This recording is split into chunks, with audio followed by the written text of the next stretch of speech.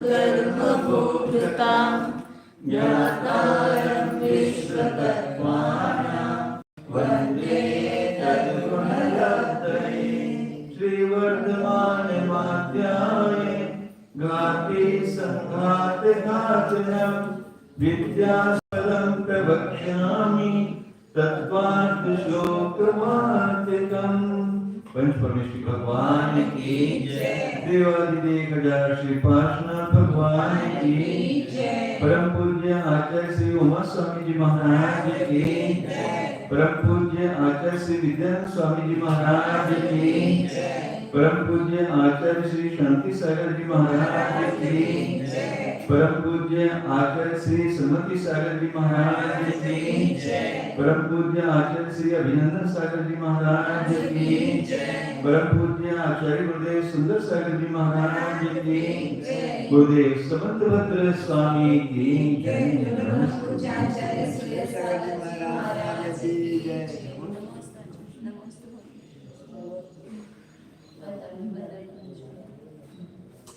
Page number 373 है। प्रकरण चल रहा था कि बौद्ध नीलादिक का दर्शन जो है वो तो विकल्प को उत्पन्न करने वाला मानते हैं, लेकिन जो क्षणिकादिक संबंधी जो दर्शन मतलब है प्रत्यक्ष वो वासना को विकल्प को उत्पन्न नहीं करता सकते हैं। तो उस समय में मतलब दोनों भी आचार्यों को माना नहीं है निर्विकल्प इससे विकल्प की उत्पत्ति, लेकिन उसका उनका भी सिद्धांत लेकर के उनको दोष देते हैं। तो फिर वो पूछा था कि नीलादिक में ही क्यों उत्पन्न करता है, तो उसमें पटुपड़ा है ऐसा कहा है ना, अभ्यास होने से। और अभ्यास क्या है वो एक मतलब अभ्यास होने से विकल्प वासना का प्रबोधक है ऐसा कहा था। और वो शरद में ये नहीं अभ्यास नहीं है, इसलिए विकल्प मतलब चार बातें है इसमें। क्यों नहीं ऐसा पूछा था ना, उसके चार कारण ले सकते हैं। एक तो अभ्यास, आगे दे रहे हैं प्रकरण, बुद्धि पाठ्य और आर्थिकरण, ऐसे चार कारण ले रहे हैं। इन चार कारणों में से दो का निराकरण किया कि अभ्यास ये के कारण वो विकल्प वासना को उत्पन्न करता है नीलादिक में जो प्रत्यक्ष है वह, क्षणिकादिक में प्रत्यक्ष विकल्प को उत्पन्न नहीं करता है अभ्यास होने के कारण। फिर उसका निराकरण क्या था, अभ्यास मतलब क्या वगैरह। फिर बुद्धि पाठक का क्या था, नीलादिक में जो अनुभव है उसमें वो उसका ये प्रबोधक है। क्यों? क्योंकि उसमें पटुपना है, बुद्धि पाठक है, इसलिए वो विकल्प को उत्पन्न करता है। तो उसका भी निराकरण किया था। अब तीसरा और चौथा जो कारण है उसका निषेध यहाँ पर कर देना चाहिए। प्रकरण अर्थित्व अपेक्षा नीलादो अनुभव तद्वासनायां प्रबोधकः इति अपि अकारम्। अभी दोनों एक साथ लिए प्रकरण और अर्थिपना। प्रकरण के कारण नीलादिक में जो अनुभव है उसकी वासना का प्रबोधक है ऐसा कहना, या अर्थिपना होने से वो उसका उस वासना का प्रबोधक ऐसा कहना, ये दोनों भी असाध्य है आचार्य के लिए, दोनों भी ठीक नहीं है। मतलब नीलादिक में जो अनुभव हो रहा है उस प्रकरण के कारण हो रहा है ऐसा कहेंगे तो वो भी ठीक नहीं है। या उसमें अर्थिपना होने से उसमें उसका इच्छुक है इसलिए उसका उसमें वासना को उत्पन्न करता है ऐसा कहेंगे तो भी ठीक नहीं है। ऐसे दोनों का खंडन करो। क्षणक्षयादवापि तस्य अविशेषा, क्योंकि ये दोनों क्षण शारीरिक में भी हो सकते हैं, क्षणिक पड़ा जानने में भी ये दोनों हो सकते हैं। मतलब उसमें भी प्रकरण हो सकता है उसका क्षण का, और उसका इच्छुक भी हो सकता है, अभिलाषा उसमें भी हो सकती है। तो क्षण शारीरिक में भी प्रकरण और अर्थिपना ये दोनों समानता है, तो उसमें भी हो सकते हैं। तो उसमें भी वासना को उत्पन्न करना चाहिए। सति अपि क्षणक्षयादो प्रकरणे अर्थित्वेच तद विकल्प वासना प्रबोधक अभावाच्च नीलादो न तद अपेक्षं दर्शनम तत्प्रबोधिकं युक्तं व्यभिचारः।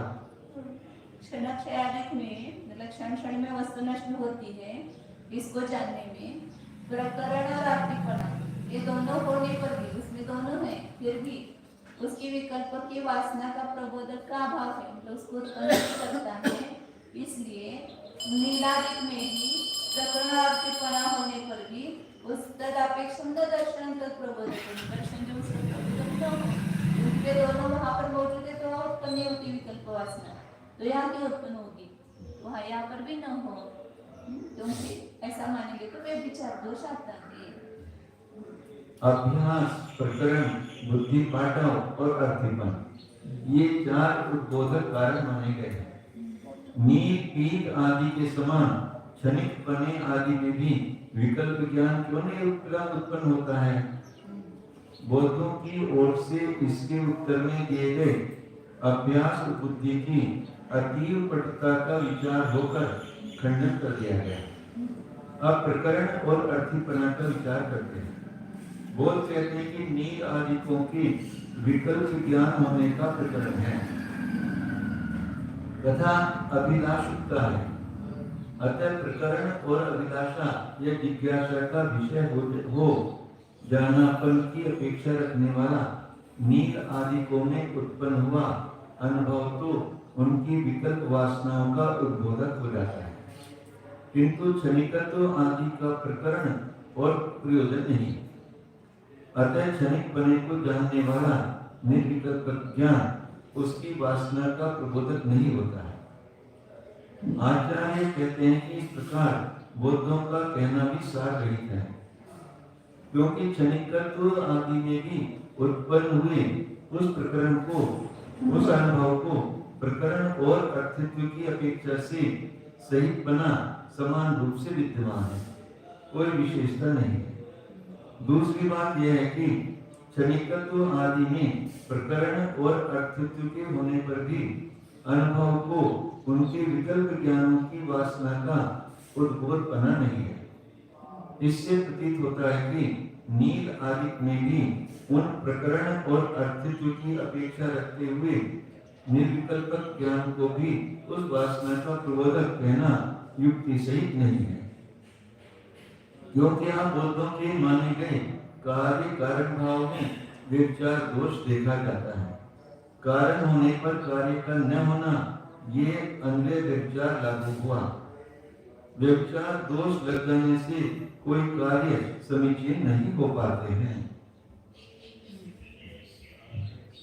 नीलादो दर्शनस्य सामर्थ्य विशेष तत्कार्येण विकल्पेन अनुमीयमानः तद्वासनायाः प्रबोधकः न अभ्यासात् इति चेत् तर्हि सामर्थ्य विशेष अर्थस्य एव साक्षात् व्यवसायेन अनुमीयमानः व्यवसायस्य जनकः अस्तु किं दृष्टपरिकल्पनया किम अदृष्ट परिकल्पनया कि नील आदि में जो प्रत्यक्ष होता है, दर्शन होता है, जो प्रत्यक्ष होता है उसमें सामर्थ्य विशेष है, इसलिए उसके कार्य रूप जो विकल्प है उसके द्वारा अनुमान किया जाने वाला गुण उसकी वासना का प्रबोधक है। न अभ्यास है तो वो प्रबोधक नहीं है वासना का। नीलादिक में जो दर्शन होता है उसमें एक सामर्थ्य विशेष है, और उसका कार्य क्या है, विकल्प, और विकल्प के द्वारा उसका अनुमान होता है क्षण का, तो वही उसकी वासना का प्रबोधक है। अभ्यास है नहीं, अभ्यास या प्रकरण या अर्थीपना जो कहा था बुद्धिपाठो, इससे उसमें वासना का प्रबोधक नहीं है। ऐसा यदि कहते हो तो फिर आचार्य कह रहे हैं कि सामर्थ्य विशेष अर्थ से वो सामर्थ्य विशेष जो है पदार्थ का ही है। साक्षात व्यवसाय न अनुमीयमानः व्यवसाय से जनक असतो, साक्षात व्यवसाय का निश्चय के द्वारा अनुमान किया जाने वाला उस व्यवसाय का ही जनक होवे।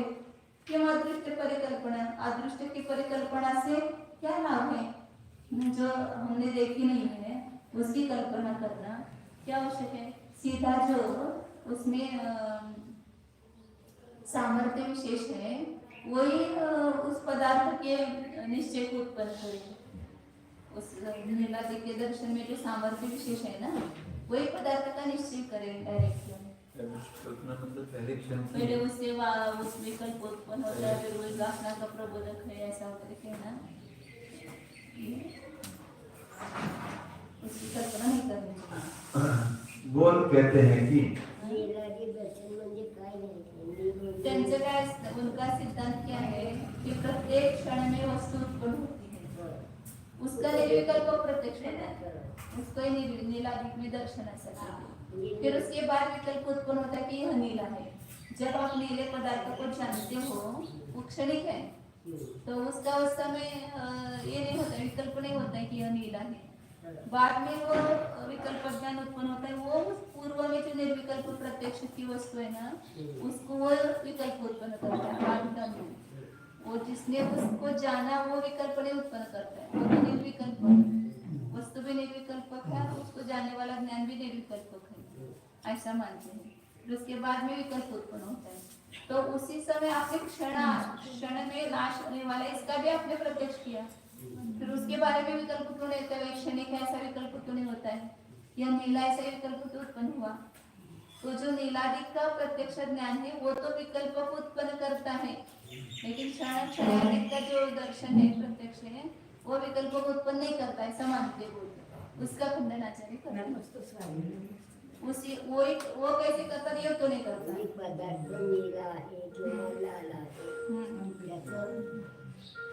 ये प्रत्यक्ष क्षण में वस्तु उत्पन्न हो रही नष्ट हो रही, तो ये नीलावर उत्पन्न हुआ और नष्ट हुआ। तो इस नीलादिक का जो हमें प्रत्यक्ष ज्ञान हुआ उस समय तो हमें ये नीला है ऐसा विकल्प नहीं होता है, ज्ञान नहीं होता है। फिर उसके बाद में विकल्प ज्ञान उत्पन्न होता है, वो जानता है कि यह नीला है। तो जिस समय हमने नीले का अनुभव किया है उस समय क्षणिक का भी अनुभव किया, लेकिन वो विकल्प को उत्पन्न नहीं करता है। तो फिर ये दोनों पक्षपात क्यों? एक का अनुभव तो विकल्प उत्पन्न करे, दूसरे का अनुभव विकल्प उत्पन्न करे, तो उसका खंडन करें। ज्या समयामध्ये आपण जाणतो त्या समयामध्ये त्याचा निर्णय झाला, तर ते हे मानायला पाहिजे ना, हे मानायला पाहिजे ना, ते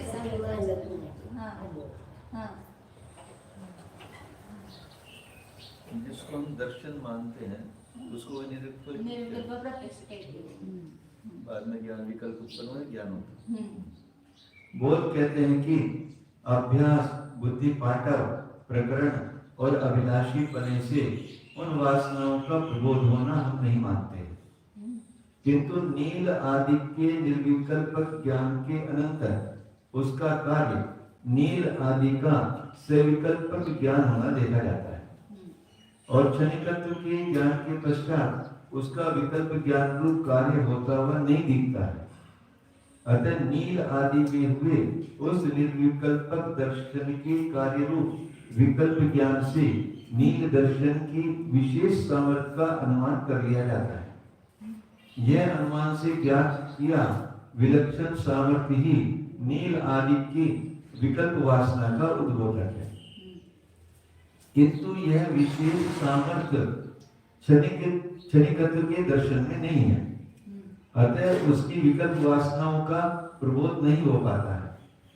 इस प्रकार बौद्धों के मानने पर तो हम तब तो हम कहेंगे कि यह आपका कार्य कारण भाव ठीक है, कार्यों के अनुसार कारणों में सामर्थ्य मानना अच्छा मार्ग है, किंतु आपके कहने में थोड़ी सी कसर है, उसको दूर कर दीजिए। एकदम पदार्थों में उत्पन्न हुए निश्चय ज्ञान के द्वारा अनुमान किया गया वह विशेष सामर्थ्य अर्थ के ही साक्षात निर्णय करने का जनक हो जाओ। नहीं देखे गए अप्रामाणिक पदार्थ की कल्पना से क्या लाभ है? अर्थात अर्थ के पहले निर्विकल्पक ज्ञान उत्पन्न करना और पीछे उस निर्विकल्पक की सामर्थ्य से वैसे विकल्पक ज्ञान पैदा होना, ऐसा क्रम दिखता नहीं है, किंतु पहले से ही एकदम वास्तविक अर्थ का निश्चयात्मक ज्ञान हो जाता है।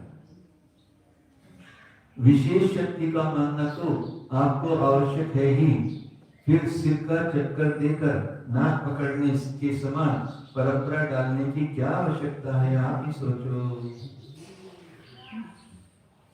यतः च सामर्थ्य विशेषात् दर्शनम व्यवसायस्य जनकम तद्वासनायाः च प्रबोधकम ततः एव आत्मा तज्जनकः तत्प्रबोधकः च अस्तु। और ये जिस कारण से सामर्थ्य विशेष से जो दर्शन है वह व्यवसाय को मतलब निर्णय को निश्चय को उत्पन्न करने वाला है और उसकी वासना का प्रबोधक है, वासना को जागरूक करता है। और ततएव आत्मा, और उसी कारण से उस सामर्थ्य विशेष के कारण से ही आत्मा तज्जनक प्रबोधक अस्तु, आत्मा ही उस निश्चय को उत्पन्न करने वाला हुए और उस वासना का प्रबोधक हुए। जिस कारण से आप उस दर्शन को मानते हो ना, उस कारण सामर्थ्य विशेष के कारण, तो आत्मा में ऐसी सामर्थ्य विशेष है कि जो विकल्प को उत्पन्न करता है और वासना का प्रबोधक है, ऐसा मानना चाहिए। तथा च नाम्नि एव विवादो दर्शनम आत्मा इति न अर्थे तद आवरण विच्छेद विशिष्टस्य आत्मनः एव इंद्रिया आदि बहिरंग कारण अपेक्षस्य यथा संभव व्यवसाय जनकत्वेन तिष्ठत्वात् तद्व्यतिरेकेन दर्शनस्य अप्रतीतिकत्वाच्च इति निवेदिष्यते प्रत्यक्ष प्रकरणे। तथा यदि आपने ऐसा स्वीकार कर लिया कि आत्मा ही उस इसको सामर्थ्य विशेष से व्यवसाय को उत्पन्न करने वाला है और उसका प्रबोधक है, तो केवल नाम में ही विवाद हो गया। दर्शन को हो या आत्मा को, नाम में विवाद हो गया, न अर्थ पदार्थ में कोई विवाद नहीं है। तत्तद आवरण विच्छेद विशिष्टस्य, उस ज्ञानावरण कर्म के विच्छेद से युक्त जो आत्मा है उसको इंद्रियादि बहिरंग कारण अपेक्षा से, जिसको इंद्रिय मन इत्यादि बहिरंग कारण की अपेक्षा है, ऐसे आत्मा को ही यथा संभव व्यवसाय जनकत्वेन, व्यवसाय को मतलब निश्चय को पैदा करता है, निश्चय को उत्पन्न करता है, इस प्रकार से इष्ट होने से तद व्यतिरेकेन दर्शन से अप्रतीतिकत्वात्, उससे अलग कोई दर्शन जो है उसकी प्रतीति नहीं होती है। इसका हम आगे प्रत्यक्ष प्रकरण में निवेदन करेंगे। आत्मा ही उस विकल्प को इस प्रकार के व्यवसाय को उत्पन्न करता है, ऐसा मानना चाहिए। ततः न अव्यवसायात्मा प्रत्यय प्रत्यय अधिगम अर्थानां सर्वथा अनुत्पन्नत्वात्। इसलिए क्या सिद्ध हुआ कि न अव्यवसायात्मा प्रत्यय, प्रत्यय मतलब ज्ञान जो है वो अनिश्चयात्मक नहीं है, तो ज्ञान जब भी होगा वो निश्चयात्मक ही होगा। अधिगम पदार्थों का जो अधिगम है वह अव्यवसाय स्वरूप नहीं जानना चाहिए, न प्रत्यय। सर्वथा अनुपन्नत्वा, क्योंकि सर्वथा वो प्राप्त ही नहीं होता निश्चय निर्णय, हाँ अनिर्णय पदार्थों का जो निश्चय जानना है वो अव्यवसाय स्वरूप नहीं है, व्यवसायत्मक ही होगा। जब भी ज्ञान होगा वो व्यवसाय स्वरूप ही होगा, अव्यवसाय स्वरूप नहीं। दूसरी बात यह है कि निर्विकल्पक ज्ञान जिस विशेष शक्ति के बल से निश्चयात्मक विकल्प ज्ञान का उत्पादक है और उसकी वासना का उद्बोधक है, इस ही सामर्थ्य से आत्मा उस निश्चय का जनक और उसकी वासना का प्रबोधक हो जाओ। एवं इस प्रकार होने पर तो हम श्यारवादी और आप बौद्धों के नाम रखने में ही विवाद है, सिद्धांत अर्थ में कोई विवाद नहीं। जिसको आप दर्शन कहते हैं वही हमारे यहाँ आत्मा है। उन ज्ञानावरणों के समरूप विशेष अपगम से युक्त हुआ आत्मा ही अब इंद्रिय मन क्वचित प्रकाश आदि बहिरंग कारणों की अपेक्षा रखता हुआ यथा योग निश्चय ज्ञान का जनक हो रहा है, ऐसा हम श्यारवादियों ने इष्ट किया है। यह भी समझने योग्य है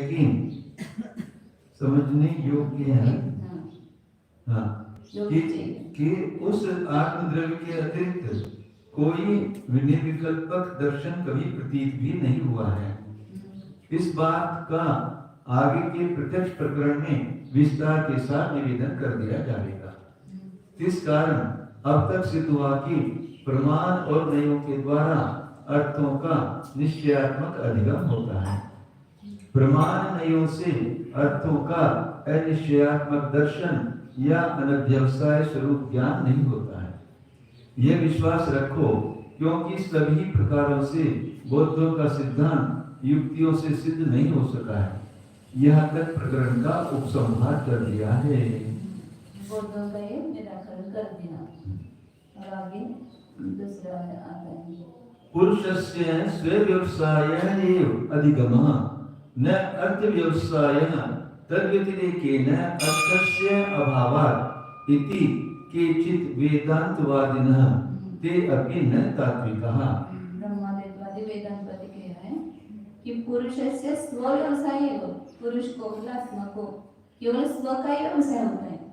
स्वार्थ व्यवसायत्मक आप बोलते हैं ना, प्रमाण का जो लक्षण है उसके बारे में चल रही है चर्चा।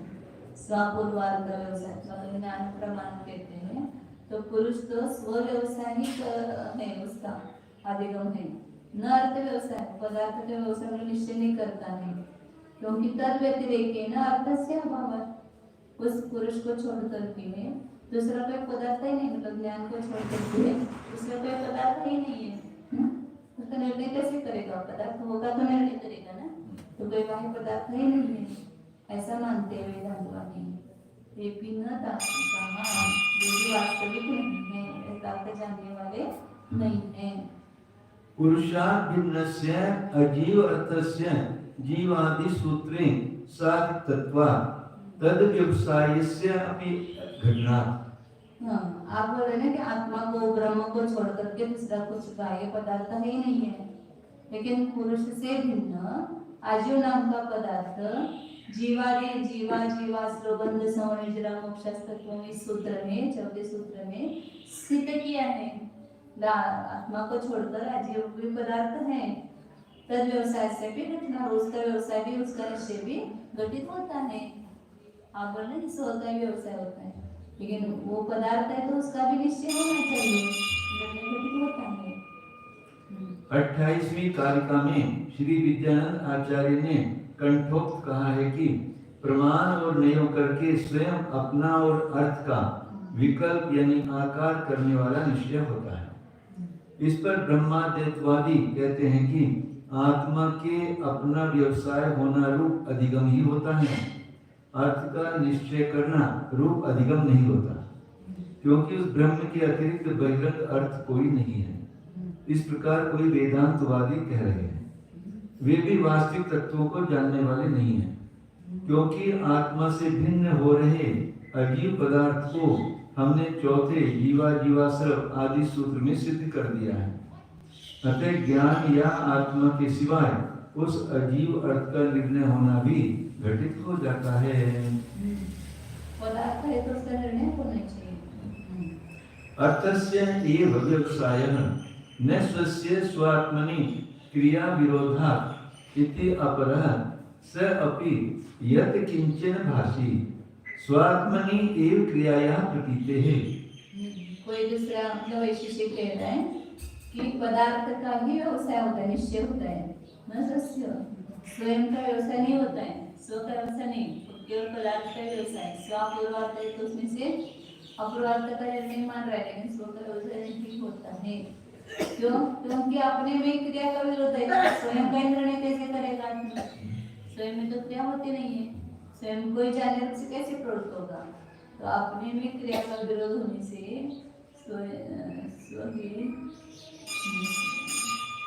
स्वप्रिय किंचन भाषी, वो भी जो कुछ भी मन में आया वो बोलने वाला है, क्योंकि स्वात्मा ने वो क्रिया अपने में भी क्रिया होती है।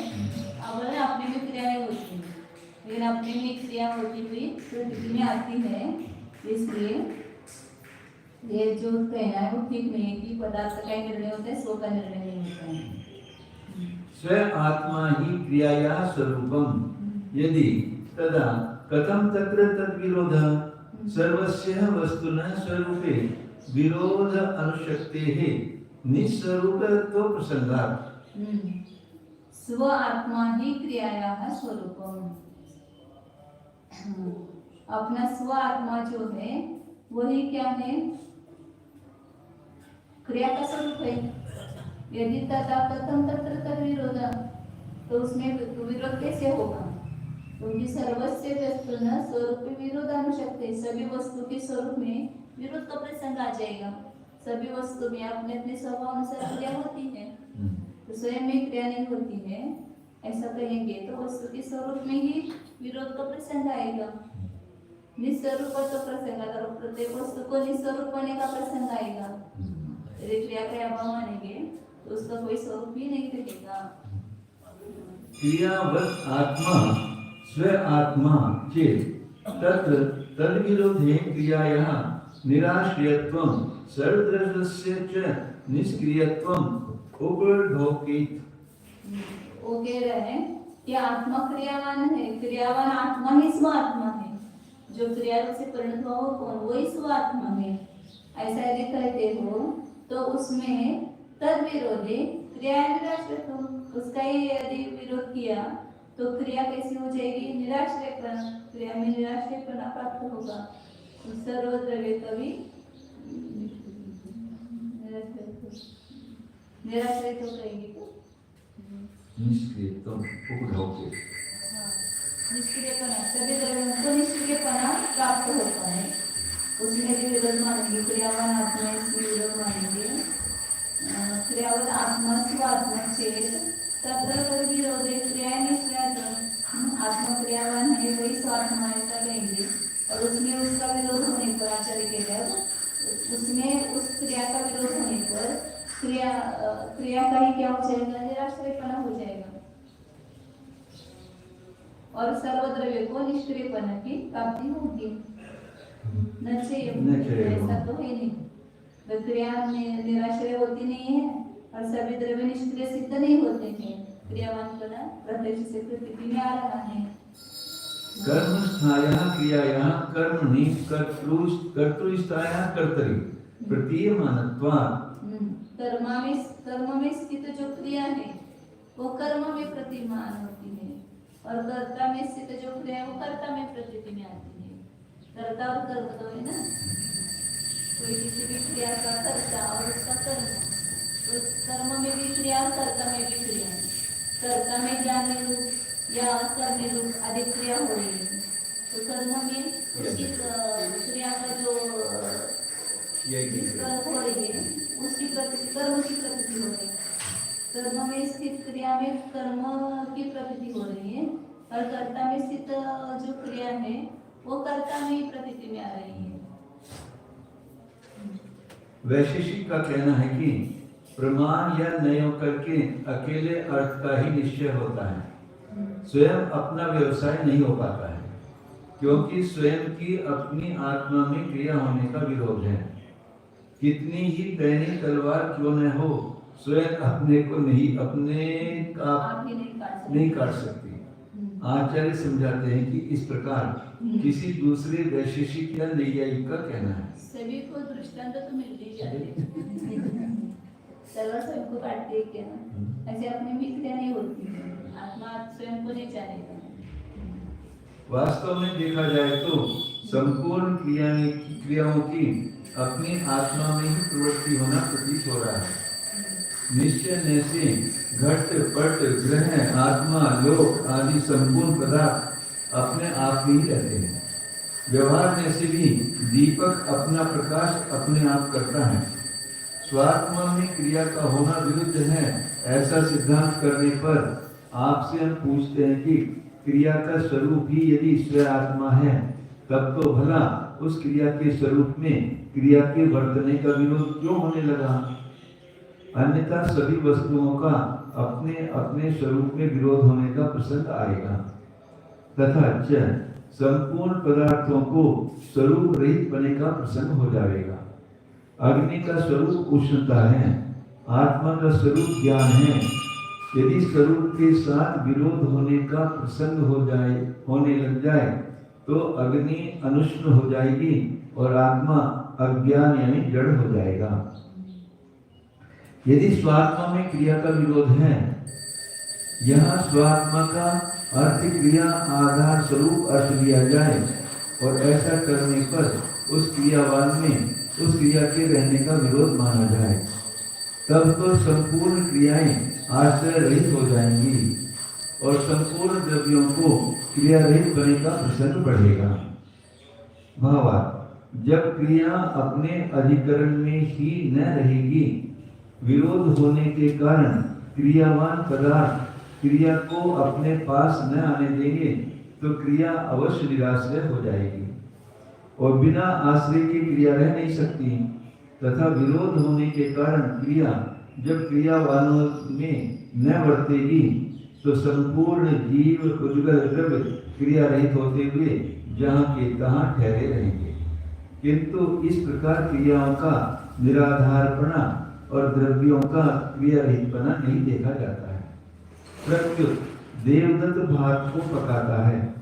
यह कर्म में रहने वाली से कर्मक पाक क्रिया का भात रूप कर्म में ठहरना प्रतीत हो रहा है और बालक डरता है, विद्यार्थी जागता है। 376 पेज यहाँ कर्म में रहने वाली नीचे से कर्मक पाक क्रिया का भात रूप कर्म में ठहरना प्रतीत हो रहा है और बालक डरता है, विद्यार्थी जागता है। यह कर्ता में रहने वाली डरना जागना रूप अकर्मक क्रियाएं बालक और विद्यार्थियों में वो तो कर्मों पर क्रिया होती है और कर्ता में अकर्मक धातु है तो कर्ता में क्रिया होती है। जैसे भात पकता है तो वहाँ पर कर्म में क्रिया होती है। कोई रसोईया है, भात पकाता है तो पकने की क्रिया भात में हो रही है। जैसे बालक हंसता है तो हंसने की क्रिया बालक में हो रही है। बालक जागता है तो कर्ता में हो रही है। तो कर्तव्य की क्रिया और कर्म की क्रिया कर्ता में होगी और कर्म क्रिया जो होगी वो कर्म में। हाँ, यानी क्रिया साश्रय है और द्रव्य सक्रिय है। यदि पुनः ज्ञान क्रियायाः कर्तृ समवायिन्यः स्वात्मनि कर्मतया विरोधः ततः अन्यत्र एव कर्मत्व दर्शनात् इति मतम्। तदा ज्ञानेन अर्थम अहं जानामि इति अत्र ज्ञानस्य करणतयापि विरोधः स्यात्। क्रियातः अन्यस्य करणत्व दर्शनात्। यदि पुनः ज्ञान क्रिया ज्ञान की क्रिया उसका कर्तृ समवायिन्या मुझे कर्ता के साथ उसका समवाय हो गया, कर्ता में समवाय संबंध से रही है तो उसी क्रिया ज्ञान रूप क्रिया, तो उसका स्वात्मनि कर्मतः विरोध, वो अपने में कर्म होने में कर्म रूप से विरोध है। ततः इसलिए अन्यत्र कर्म दर्शन, कर्मपणा तो अन्य में दिखाई देता है, उसी में कर्मपणा नहीं, अपने में कर्मपणा नहीं है। ऐसा यदि मत है तब ज्ञान के द्वारा मैं पदार्थ को जानता हूँ। यहाँ पर ज्ञान का करण रूप से मानने में भी विरोध होगा क्योंकि क्रिया से करणपणा अलग दिखाई दे रहा है। हाँ, ज्ञान साधन हो गया लेकिन वो क्रिया से अन्य में करणपणा दिखाई दे रहा है, क्रिया एक करण नहीं है। हाँ, नहीं, मैं ज्ञान से जानता हूँ तो जानने की क्रिया मेरे लिए हो रही ना, तो वो तो कर्ता रूप क्रिया हुई। मैं पदार्थ को जानता हूँ ना, मैं ज्ञान के द्वारा पदार्थ को जानता हूँ। तो यहाँ पर वो करण के लिए आप ये दे रहे हैं, करण ज्ञानी ना, ऐसा कहा ना, तो ज्ञान को करण रूप से विरोध होगा क्योंकि अपने में क्रिया नहीं होती, ऐसा आप बोल रहे ना। क्रिया को छोड़कर दूसरा करणपणा दिखाई देता है, ज्ञान अलग से दिखाई दे रहा है। जानना रूप जो क्रिया है उससे ज्ञान जो है अलग रूप से करण दिखाई दे रहा है। भिन्न भिन्न आहे, हाँ, प्रत्येकाला कार्य भिन्न आहे। हाँ, करता है तो करतात राहतो कर्म करणारी ती करण्याची कर्ण क्रिया होत नाही प्रवृत्ती होत ज्ञान क्रियायाः ज्ञान क्रियायाः करण ज्ञानस्य च अन्यत्वात् अविरोधः इति चेत् किं पुनः करण ज्ञानं का वा ज्ञान क्रिया।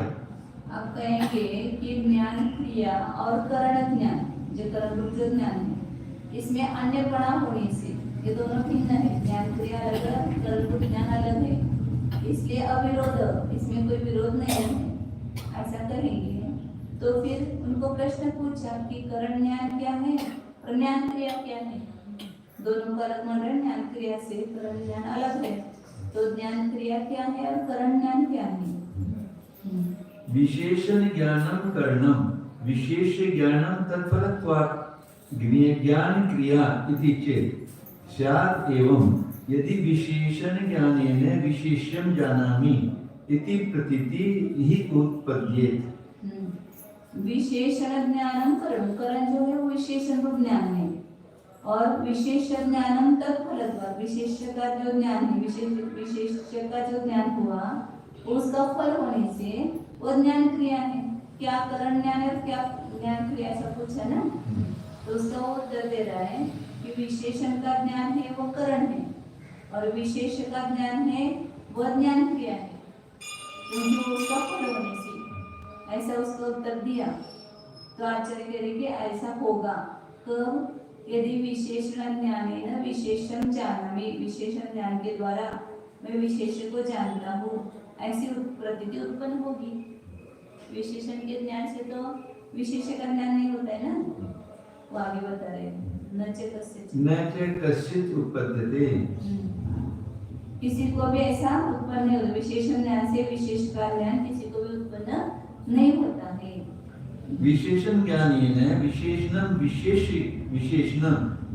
ज्ञानेन च विशेष्यं जानामि इति अनुभवात्। जब विशेषण का ज्ञान होता है तो उस ज्ञान से किसको जानते हैं, विशेषण को ही जानते हैं। जब विशेष का ज्ञान होगा, नीला कपड़ा ऐसा ज्ञान हुआ तो नीले से तो नीला रंग का ही ज्ञान हुआ ना, और कपड़ा के ज्ञान से कपड़े का ज्ञान हुआ। तो विशेषण के ज्ञान से विशेषण को जानता है और विशेष के ज्ञान से विशेष को जानता है, ऐसा अनुभव होता है। कर्मत्वेन ज्ञान क्रियायाः प्रतीयमानत्वात् अविरोधे कर्मत्वेन अपि अतः एव अविरोधः अस्तु विशेष भावात्। करण रूप से तो ज्ञान क्रिया प्रतीति में आ रही है, ज्ञान क्रिया जो है वो स्वयं करण रूप है, ये प्रतीति में आ रही है, ऐसे विरोध नहीं है ऐसा कहेंगे। तो कर्मत्वेन अपि, कर्म रूप से भी ज्ञान क्रिया प्रतीति में आती है, इसलिए उसमें भी विरोध न हो। मतलब ज्ञान के द्वारा आत्मा ज्ञान को जानता है, विशेष अभाव, इसमें कोई भी विशेषता नहीं है। यदि फिर किसी का यह मंतव्य होए कि कर्ता में समवाय संबंध से रहने वाली सकर्मक ज्ञान क्रिया का स्वयं अपने स्वरूप में कर्मपने से रहने का विरोध है, क्योंकि उस अपने स्वरूप से भिन्न पदार्थ में ही कर्मपना देखा जाता है। देवदत्त लड्डू को खाता है, यहाँ खाने वाला देवदत्त है, लड्डू का खाना है, खाना रूप क्रिया स्वयं खाने में नहीं रहती, भक्षण का भक्षण नहीं हो सकता है।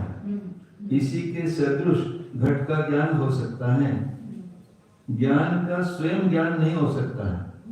एक ज्ञान को जानने के लिए दूसरा ज्ञान उठाना पड़ता है। यदि ऐसा मंतव्य होने पर तो हम श्यादवादी कहते हैं कि तब तो ज्ञान करके अर्थ को मैं जानता हूँ। वैशेषिक जो है हाँ, वो परोक्ष ज्ञान वाले ना, ज्ञान को नहीं जानता है, ज्ञान दूसरे को जानता है, लेकिन ज्ञान को जानने के लिए पुनः दूसरा ज्ञान चाहिए, ऐसा मानते, तो उसका खंडन कर रही है। ज्ञान करके अर्थ को मैं जानता हूँ, इस स्थल में ज्ञान का करणपने के साथ भी विरोध हो जाएगा, क्योंकि देवदत्त कुठार करके काट को काटता है, यहाँ छेदन क्रिया से भिन्न कुठार को करणपना देखा जाता है। अतः ज्ञान क्रिया का ज्ञान करण भी न होना चाहिए। इस पर वैशेषिक यदि योग कहेंगी ज्ञप्ति रूप ज्ञान क्रिया से करण रूप ज्ञान भिन्न है। अतः भिन्न ज्ञान द्वारा ज्ञप्ति क्रिया हो जाने का कोई विरोध नहीं है।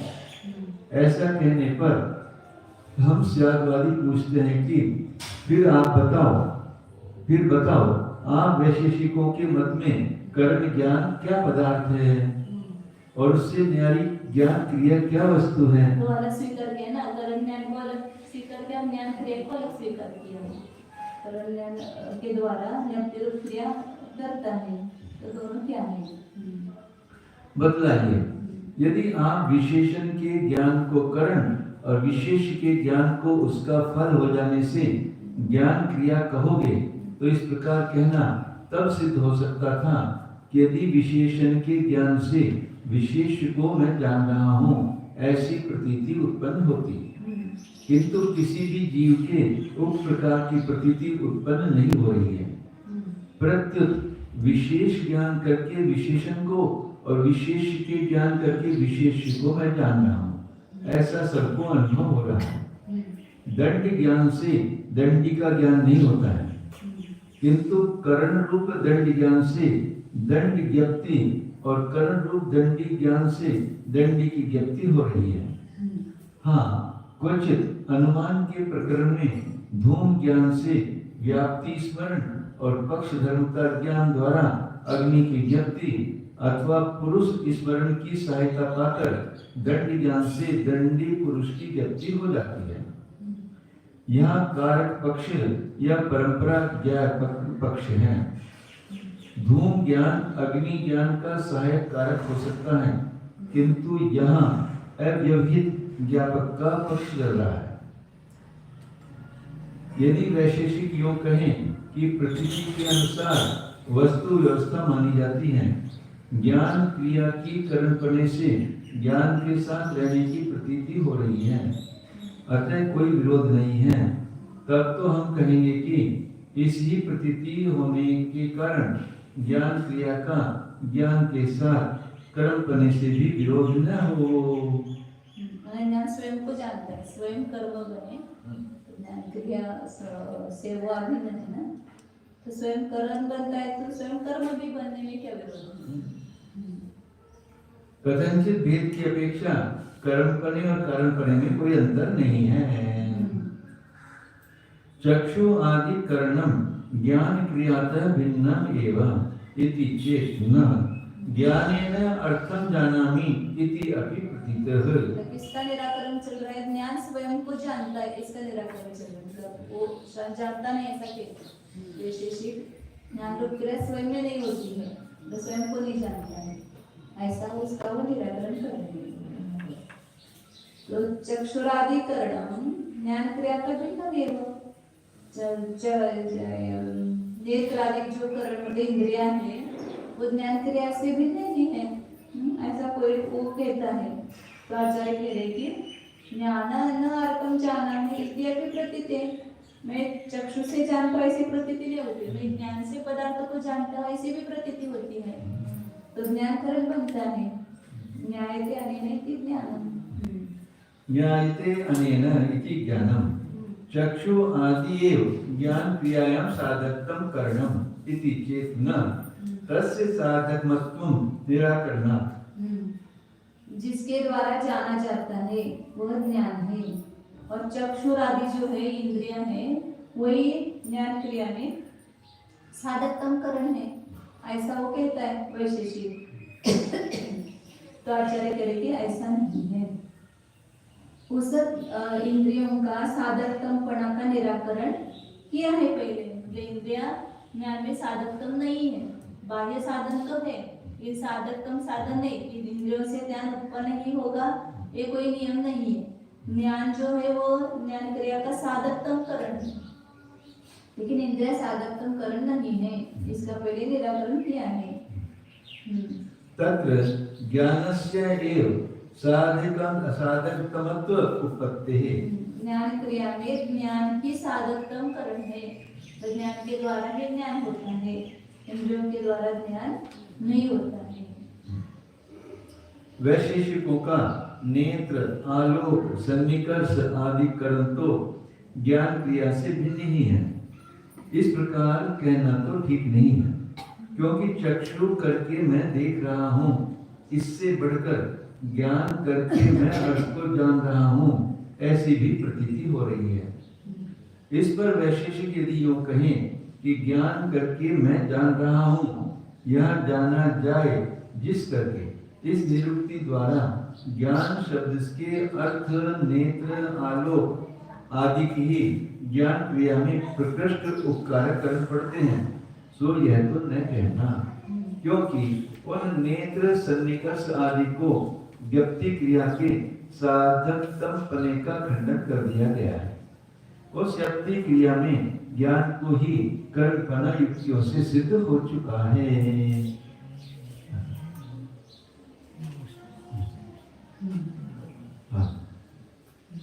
ननु यद एव अर्थस्य ज्ञान क्रियायां ज्ञानम करणम सा एव ज्ञान क्रिया, तत्र कथम क्रिया करण व्यवहारः प्रातीतिकः स्यात् विरोधात् इति चेत न कथंचित भेदात्। पुनः शंका कर रहा है कि अर्थस्य ज्ञान क्रिया, पदार्थ की जो ज्ञान क्रिया हो रही है, तो पदार्थ को जानना रूप क्रिया हो रही है, उसमें ज्ञानकरण है और वही तो ज्ञान क्रिया है। ज्ञानकरण हो गया और वही ज्ञान क्रिया हो गई। तत्र कथम क्रिया करण व्यवहार, उसमें क्रिया और करण ऐसा व्यवहार कैसे प्रतीति में आ रहा है? विरोध है उसमें, दोनों भी, क्रिया भी और करण भी, ये दोनों व्यवहार एक में कैसे प्रतीत होंगे? ऐसा शंका करते रहता है। तो आचार्य कहते कि ऐसा नहीं है, कथंचित भेदात्, कथंचित उन दोनों में, ज्ञान क्रिया में और करण में कथंचित भेद माना है। प्रमातोः आत्मनः हि वस्तु परिचित्तौ साधकत्वेन व्यापृतं रूपं करणं, निर्व्यापारं तु क्रिया उच्यते।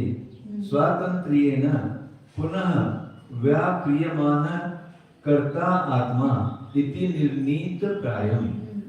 एक के तीन साधन करते हैं ना, कर्तृ साधन, करण साधन और भाव साधन। तो उसमें एक वस्तु में अनेक रूपता है, एक आत्मा ही है, वही स्वयं कर्ता भी है, करण भी है, क्रिया भी है, सब उसके रूप है ना। तो प्रमाता जो आत्मा है वो वस्तु की परिचिति में, वस्तु को जानने में साधकत्वेन व्यापक, उसका जो साधकतम रूप से व्यापृत रूप है, जो साधकतम रूप, साधकतम शक्ति उसकी है ना, करण शक्ति आत्मा की है, तो जो साधकतम रूप से व्यापृत उसका रूप है वो करण है। और व्यापार निर्व्यापारम तो क्रिया उच्यते, और व्यापार भी जो है वो क्रिया कही जाती है। और जो स्वतंत्र रूप से व्यापृत होने वाला जो है वो कर्ता आत्मा है। ऐसा निर्णय प्राय ये पहले निर्णय किया है, कर्तृ साधन, कर्म साधन, करण साधन, ऐसा पहले निर्णय किया है। निर्व्यापार क्यों कहा उसमें आगे नहीं समझना। निर्व्यापारम तो क्रिया उच्यते, क्रिया तो व्यापार रूप होती है ना, व्यापार रहित कैसे करेंगे माता जी?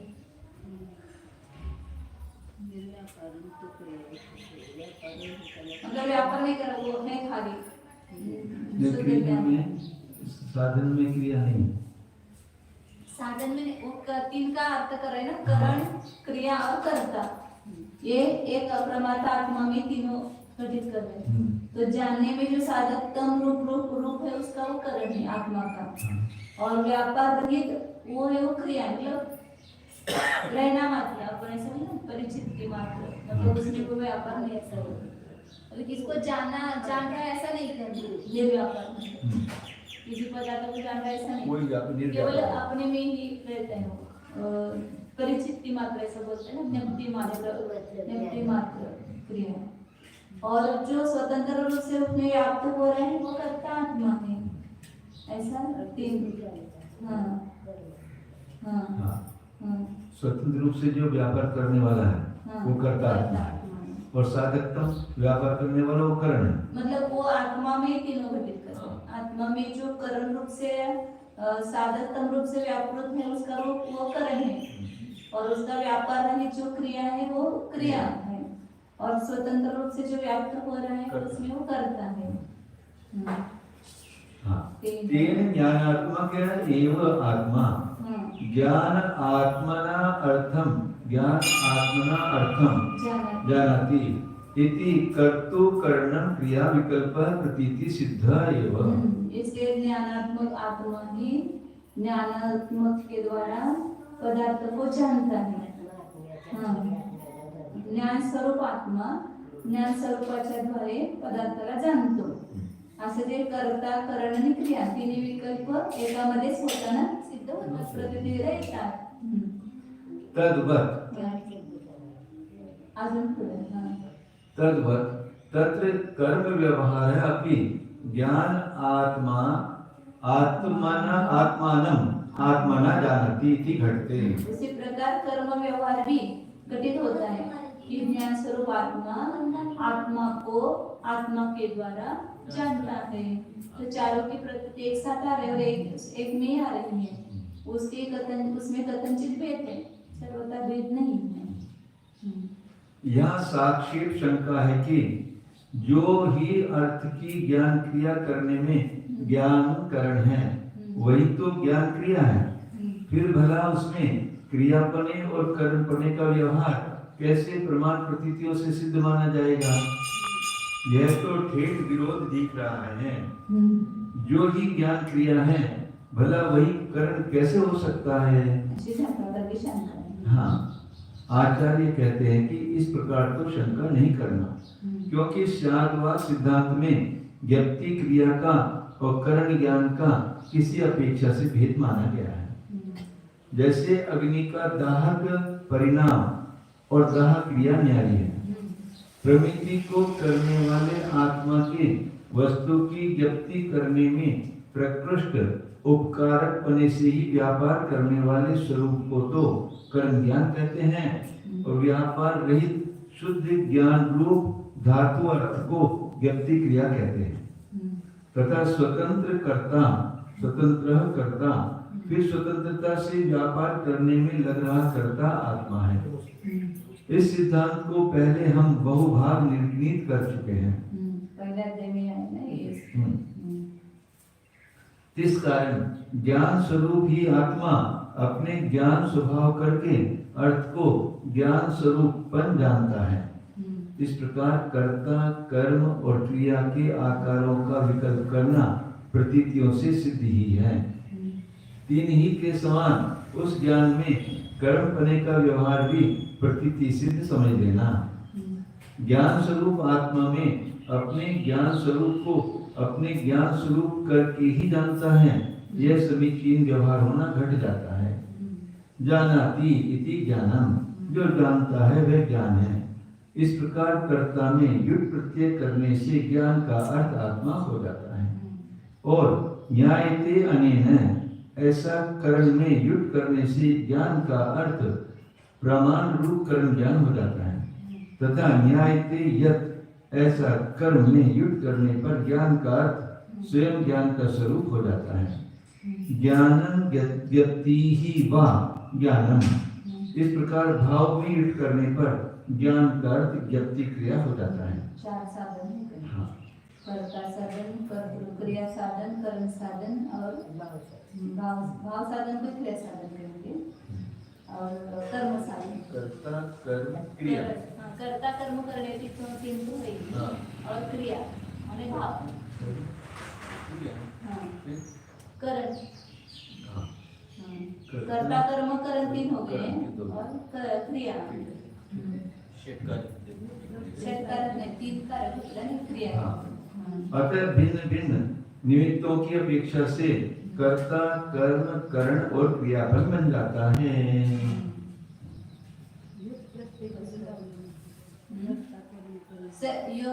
ज्ञा धातूला युक्त प्रत्यय लागून ज्ञान शब्द बनलाय ना, त्या ज्ञानची उत्पत्ती चार प्रकाराने केली। ज्ञानाती ज्ञानम, त्याला कर्तृ साधन म्हणायचं। ज्ञायते आणि नेती ज्ञानम, त्याला सगळ्याला युक्त प्रत्यय लागला त्या अर्थामध्ये। कर्ता अर्थामध्ये युक्त प्रत्यय त्याचा म्हणजे पहिले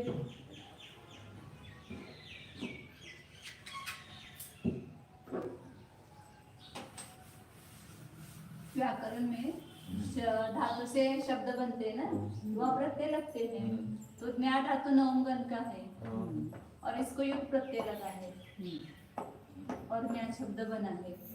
तो यू का अण होता है, यू और अणा को यू का अण बनेगा, ड का तो लोप होता है, अण लगता है।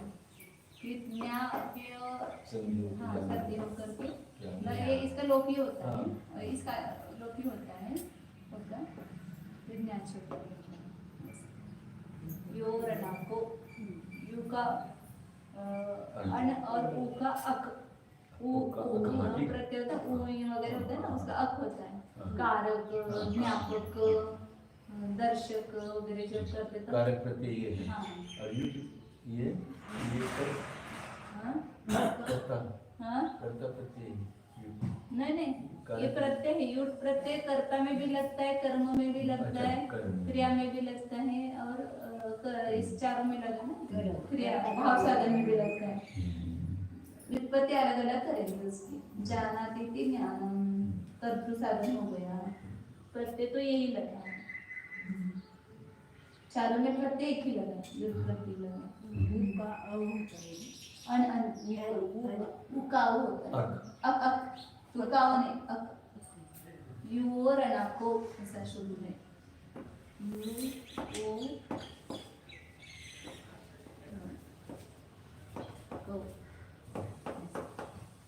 यू का अण और ऊ का अक होता है। ये षष्ठी का द्विवचन है, प्रथमा का द्विवचन। यू ओ यू और ऊ का अण और अक होता है। कुछ सूत्र याद रहे, सब सूत्र याद है पूरी सब तो याद है, अब कुछ थोड़े से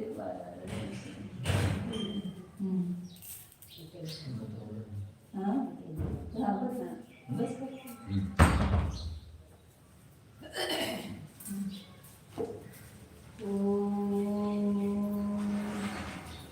जानिए मैं शुद्ध चैतन्य जीव हूँ, मैं स्वयं के द्वारा स्वयं को जान रहा हूँ।